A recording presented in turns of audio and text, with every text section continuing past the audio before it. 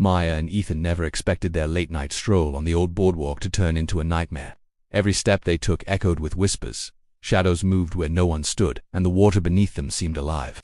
As the night stretched endlessly, they realized something was following them, something that had been waiting, watching, and it wasn't human. I had always loved the boardwalk at night, when the crowds had thinned and the neon lights flickered over the wet wood like scattered fireflies. There was something calming about the empty spaces. The smell of salt and fried food lingering in the air, the faint cry of gulls in the distance. That night, I had no one with me. I told myself it was just going to be a quiet walk, a chance to breathe and let my mind wander. My shoes clicked lightly against the wooden planks, and every so often the sound echoed far too loudly, making me jump. As I walked, I noticed the shadows stretching in strange ways. A bench here looked longer than it should. The railings seemed to bend ever so slightly. I told myself it was just my imagination, that the moonlight and the flickering lamps were playing tricks on me. But then I felt a prickling sensation at the back of my neck, like invisible eyes were following every step. I turned, scanning the pier, but there was no one. Just the empty ride swaying gently in the night wind, their colors muted and ghostly under the pale moon. The boardwalk had always seemed longer at night, but tonight it felt endless. I could see the Ferris wheel in the distance, but the lights seemed dimmer than usual, flickering in rhythm with my heartbeats. I tried to keep my mind focused on the sound of the water, the comforting rhythm of waves hitting the posts below. But there was another sound creeping into my awareness, a soft, deliberate creaking that echoed behind me. I stopped. It wasn't the boards under my feet, it was heavier, slower, deliberate. I waited, holding my breath, but the sound stopped when I turned around. I shook my head and moved on, telling myself I was imagining things. The smell of popcorn drifted from a closed stall, but there was no one around. I could see the prizes hanging from hooks, their colors dull in the darkness. And I noticed that one of the teddy bears had its head turned toward me, though it had been facing forward just seconds ago. I froze, staring, and then convinced myself that a breeze must have shifted it. Still, the unease was growing. Then I saw it, a handprint on the railing, smudged and wet, as if someone had pressed their hand there moments before. My stomach tightened. The shape was large, far taller than any human hand should be. The skin appeared pale, almost gray, and there was a sticky residue that made my fingertips tingle even from a distance. I stepped closer, my heart pounding, and saw that the handprint seemed to pulse slightly, as if it were alive. I blinked, thinking I was seeing things, but it remained. Soft, scraping noise came from behind me again, light and deliberate, like nails dragged slowly across the wood. I spun, but there was nothing. The wind had died down, leaving an unnatural silence that pressed in on me from every side. I could hear my own breathing, rapid and uneven, and the sound of my footsteps now seemed amplified, echoing in a way that made it feel as though someone else was walking just behind me, keeping pace. I forced myself to move forward, trying to focus on the Ferris wheel ahead. The lights above it flickered again, and I swore I saw a shadow detach from the side of a building, moving just out of reach. It was tall, impossibly tall, and it slid along the boards without a sound, never fully entering the light. My legs trembled, but I forced myself to keep walking, telling myself I was being paranoid.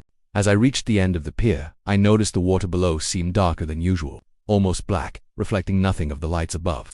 The handprint on the railing was still there, though I hadn't touched it, and now I could see faint streaks trailing downward, like the hand had dragged something along the wood. My stomach churned, a wave of nausea washing over me, and I felt an almost magnetic pull toward the edge, as if something beneath the water was calling me. I stepped back sharply, my heart hammering, and tried to shake off the fear. I told myself it was just the loneliness of the night, that shadows and wind were to blame. But then, in the corner of my eye, I saw movement, something sliding out from under the pier, a shape darker than the water itself. It didn't have a head, just a long, sinuous form, rising slowly from the depths, and as I looked, it paused, lifting what could only be described as a hand, identical to the print on the railing, reaching toward me. A chill ran through me, colder than anything I had ever felt, and I realized that I was not alone. I tried to convince myself that I had imagined the figure under the pier, that my mind was playing tricks on me in the darkness, but the unease had settled deep into my chest, a heavy, twisting weight that made each step harder than the last. The boardwalk stretched out ahead of me, seemingly longer than it should have been, the Ferris wheel lights dim and wavering, casting long, flickering shadows across the wooden planks. I told myself to breathe, to focus on the familiar path, but every shadow seemed to twitch when I looked away, and every sound made me jump. The creaking footsteps followed me again, slow and deliberate at first, then faster, echoing in patterns that I couldn't quite understand. I stopped and held my breath, straining to hear, but the sound didn't stop. It multiplied. Every time I froze, it seemed to circle me, coming from everywhere at once. The air smelled metallic, like iron, and my skin prickled as if the darkness itself were crawling over me. I kept moving, faster now, my hands gripping the railing, hoping to find something, anything, familiar to hold on to. I passed a row of closed game stalls, their prizes hanging limp in the weak light. Something small shifted in one of the glass cabinets. I blinked, and a doll's head turned toward me. I told myself it was just a reflection, a trick of the light. But my stomach churned at the thought of those empty eyes staring. The shadows along the boardwalk seemed thicker now, darker, pressing in from both sides. Shapes moved within them, low and quick, slipping just out of reach. Every time I glanced directly at one, it vanished, leaving only a cold emptiness in its place. The wind picked up suddenly, carrying a faint laughter, soft and warped, that made my chest tighten. It didn't sound human, more like the distorted echo of someone else's joy, twisted into something cruel. I froze, listening, trying to locate the source, but it came from everywhere, surrounding me, echoing off the empty boards. My skin crawled as I realized the sound wasn't behind me, it was inside me, vibrating in my chest with every heartbeat.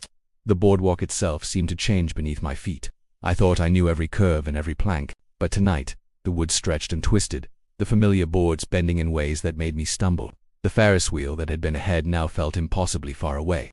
Its lights, small and distant, as if I were trapped in some twisted version of the pier, longer and darker than it should be. I felt trapped, a tiny, fragile figure in an enormous, shifting nightmare. Then I saw it again, a figure, tall and dark, emerging from between the stalls. I couldn't make out any features, only the outline, impossibly thin and unnerving. It didn't move like a human. It glided, silent and smooth, keeping pace with me no matter how fast I walked. My mind screamed for me to run, but my legs refused to cooperate, heavy with fear and exhaustion. The laughter returned, louder this time, surrounding me, bending and twisting as if the sound itself had a shape, pressing into my skull. I grabbed a railing to steady myself and noticed that the handprint from before had multiplied. There were more along the boards, each larger than the last, dripping with the same dark, sticky substance. My stomach churned, and I realized with horror that the handprints seemed to move slightly, shifting closer to me as I watched. I stumbled backward, heart hammering, my mind struggling to process what I was seeing. The figure drew closer. I could feel its presence before I saw it fully, a heavy, oppressive weight that pressed down on my shoulders and chest. The air turned icy, my breath forming clouds. Even though the night wasn't that cold, my fingers tingled and a low hum filled my ears, vibrating in tune with the echoing footsteps around me. I tried to turn, to look for another exit, but every direction looked the same, the shadows moving to block me, stretching into long, jagged shapes that seemed to breathe. Then it touched the railing next to me, cold, wet, and impossibly heavy, like nothing I had ever felt. I recoiled, my heart racing, and looked down. The boards beneath its invisible feet rippled like water, forming concentric circles that stretched outward, swallowing the light around me. The figure remained motionless, gliding silently as if waiting, patient, and then the hum in my ears rose to a screaming pitch. I stumbled forward in blind terror and caught a glimpse of something in the water below the pier, something huge, darker than the night itself, moving slowly just beneath the surface. It had a shape, but no recognizable form, just a writhing mass, and at the very edge, the faint outline of a hand, rising toward me, larger than any human could make. My stomach turned, bile rising in my throat, and I knew, without knowing how, that it was only the beginning. I could feel panic tightening around my chest like iron bands as I pressed onward along the boardwalk. The shadows were no longer just along the edges of the pier, they moved beneath my feet, crawling across the wood in subtle ripples that made me stumble every few steps. The Ferris wheel that had seemed so distant moments ago now appeared impossibly close, yet the path to it twisted and stretched with every step, never letting me reach it. It was like the boardwalk itself had become a living maze, bending and stretching to trap me in its endless night. The whispering had started again, soft and low at first, almost melodic, but I could feel the words scraping at my mind, twisting meaning into shapes that made my thoughts stumble. I couldn't understand what they were saying, yet I felt every syllable like cold fingers tracing my spine. I forced myself to look at the ground, at the familiar wood beneath my feet, but even that had changed. The planks were slick with moisture I couldn't identify, and long, dark streaks ran along them in patterns that resembled scratches but not human scratches. They curved unnaturally, moving as though alive, shifting slightly whenever I tried to focus. I heard the footsteps again, slower now, deliberate, almost patient. Only now, there were too many of them. The sound came from all directions, circling me, echoing in impossible patterns. I wanted to run, but my legs felt like lead, my chest tight with fear. The air had grown colder, so cold that it stung my lungs with every breath. My eyes darted frantically, trying to find the source of the noise, and then I saw a figure crouched low, slithering along the pier ahead of me. Its movements were fluid, unnatural, its body bent in ways no human body could, twisting over the boards with a silent grace that made my skin crawl. I could sense its gaze, though there was no face, only a void where its features should have been. My stomach knotted as I realized that more figures had emerged from the shadows, each one gliding with the same eerie, impossible motion. They didn't seem to notice me yet, but their presence was overwhelming, pressing against my senses like a weight that refused to lift. The lights along the boardwalk flickered violently, plunging me into near darkness for a moment before the dim glow returned. In that instant, I caught sight of movement in the water below, something huge, twisting just beneath the surface, its form obscured by the blackness, but the shape unmistakably alive. I froze, heart hammering, realizing that the hand I had seen reaching before was part of something far larger. It moved deliberately, slowly, as though watching me, calculating the right moment. I tried to move, telling myself I needed to get closer to the Ferris wheel, to the end of the pier, to anything that felt safe, but the boardwalk seemed to resist me. The railings shifted slightly when I grabbed them, bending away as though alive, and the shadows lengthened, stretching to block my path. I felt myself being funneled into a narrower corridor, the figures guiding me without moving, an invisible pressure pushing me along the warped boards. The whispering rose in volume, almost deafening now, and my mind struggled to separate it from the pounding of my own heartbeat. I realized with horror that the voices were not just around me, they were inside me, reverberating through my skull, twisting my thoughts. Every plank I stepped on seemed to moan, vibrating with the resonance of the whispers, and I felt the wet streaks beneath my feet rise slightly, like the boards themselves were crawling toward me. I glanced toward the water again and froze. Something broke the surface, larger than I could comprehend.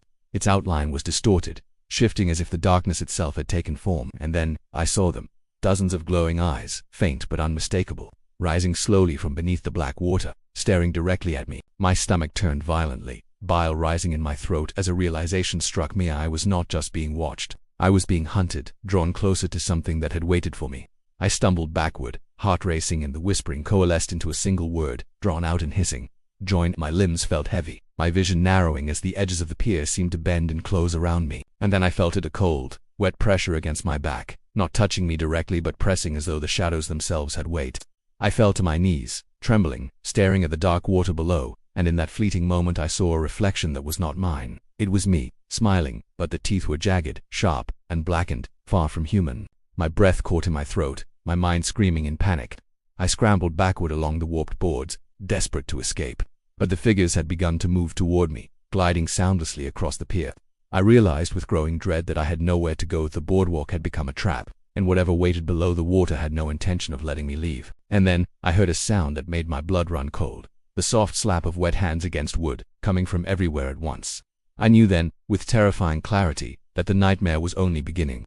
My legs carried me forward, even though my mind screamed at me to stop. The boardwalk no longer felt familiar. Every step brought a new distortion, as if the pier itself were alive, bending and twisting to confuse me. The Ferris wheel in the distance flickered and swayed unnaturally, its lights casting strobing shadows that danced across the boards.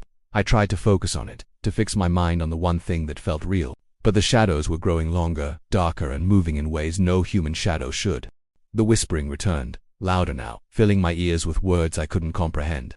They were melodic and cruel at the same time, brushing against my thoughts, eroding my sense of time and direction.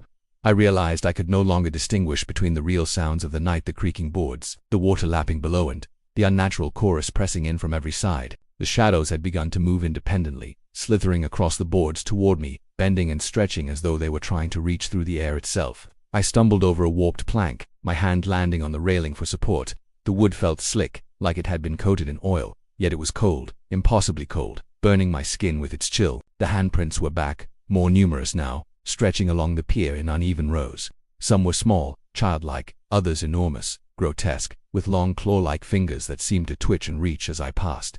I wanted to look away, but I couldn't.